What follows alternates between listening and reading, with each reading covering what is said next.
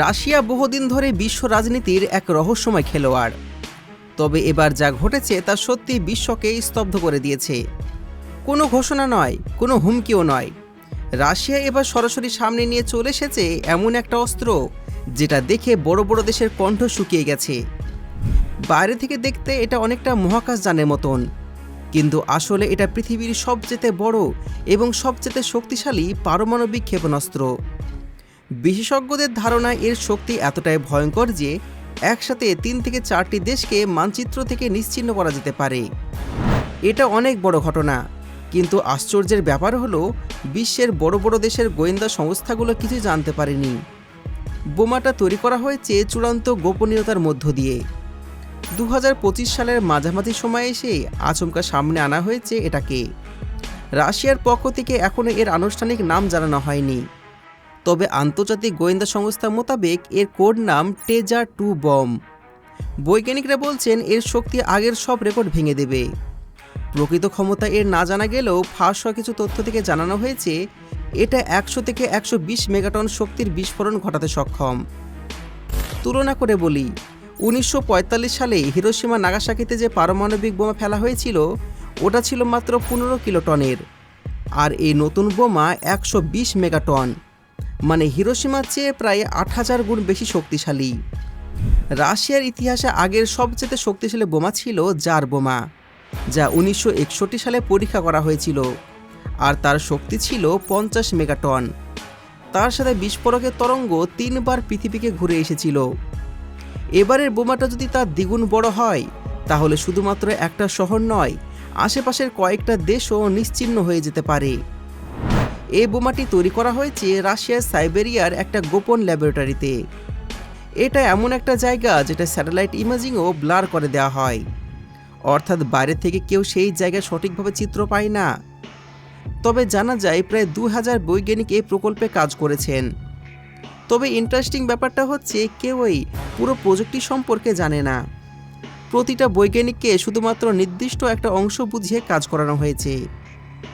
কেউ ফিউজ, কেউ কন্টেনার, কেউ রেডিয়েশন নিয়ন্ত্রণ, সব আলাদা আলাদা কাজ করেছে। বিশ্বমানের গবেষকরা বলছেন এই বোমাতে ব্যবহার করা হয়েছে নতুন প্রজন্মের ফিউশন উপাদান, যা প্রচলিত ইউরেনিয়াম বা প্লুটোনিয়ামের চেয়ে অনেক বেশি শক্তিশালী। এই ফিউশন থেকে উৎপন্ন হয় তীব্র তাপ, প্রচণ্ড রেডিয়েশন আর ভয়ঙ্কর বায়ু দূষণ, যা বিস্ফোরণের আশেপাশে শত শত কিলোমিটার জুড়ে ছড়িয়ে পড়ে। বিশেষজ্ঞদের মতে এই বোমাটা যদি কোনো বড়সড় শহরের ওপর ফেলা হয় তাহলে সেই জায়গাতে দশকের পর দশক ধরে কেউ বাঁচতে পারবে না। এই বোমাটিকে পরিবহন করা হয়েছে বিশেষ রেলপথে। এই জন্য তৈরি করা হয়েছে আলাদা কাঠামো, যাতে করে কারো পক্ষে এটিকে ট্র্যাক করা অসম্ভব হয়ে পড়ে। ধারণা করা হচ্ছে রাশিয়া এখন এটিকে কোনো নির্দিষ্ট পরীক্ষা কেন্দ্রে নিয়ে যাচ্ছে, হয়তো পরীক্ষা করবে বা শুধু দেখিয়ে রাখবে বলে। রাশিয়া বিশ্বকে মনে করিয়ে দিচ্ছে যে আমরা এখনও আছি এবং আগের চেয়েও অনেক বেশি শক্তিশালী হয়েছি। এটা একটা কৌশল, যুদ্ধ না করেও শত্রুকে মানসিক চাপে ফেলার।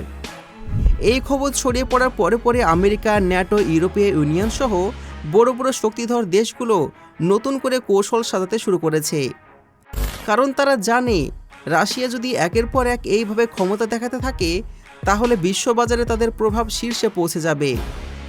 অনেকেই বলছে এটা রাশিয়ার পক্ষ থেকে একরকম শক্তির প্রদর্শনী। ঠিক সেই সময় যখন ইউক্রেন যুদ্ধ চলছে, পশ্চিমা নিষেধাজ্ঞা এবং আন্তর্জাতিক চাপ ক্রমশ বাড়ছে, এই বোমা দেখিয়ে রাশিয়া বলছে আমরা লড়তে চাই না, কিন্তু প্রয়োজন হলে একটুও পিছু হটব না। তবে এখন পর্যন্ত রাশিয়া এই বিষয়ে আনুষ্ঠানিকভাবে কিছু বলেনি। এই বোমার নামটা এখনও রহস্য। কিছু ফাঁস হওয়া নথিতে এর নাম পাওয়া গেছে অবজেক্ট J-17। এই মুহূর্তে গোটা পৃথিবী এর দিকে তাকিয়ে আছে। রাশিয়া কি এটা শুধুমাত্র দেখানোর জন্য বানিয়েছে, নাকি সত্যি পরীক্ষার পরিকল্পনা আছে? বিশ্বজুড়ে চলছে প্রতিনিয়ত বিশ্লেষণ, অনুমান করা হচ্ছে আর গুজব ছড়াচ্ছে। এই একটি পদক্ষেপে হয়তো রাশিয়া বদলে দেবে বিশ্ব রাজনীতির চেহারা। এখন শুধুমাত্র সময়ের অপেক্ষা। রাশিয়া কি শুধুমাত্র চূড়ান্ত বার্তা দিতে চলেছে, নাকি শুধু ভয় দেখে থেমে যাবে? এটা শুধুমাত্র সময় বলে দেবে। তবে এই বিষয়ে আপনার মতামত কি? রাশিয়া এই বোমা কেন তৈরি করেছে? বিশ্বকে ভয় দেখাতে, নাকি কোনো দেশের উপর হামলা করার জন্য? কমেন্টে জানাবেন।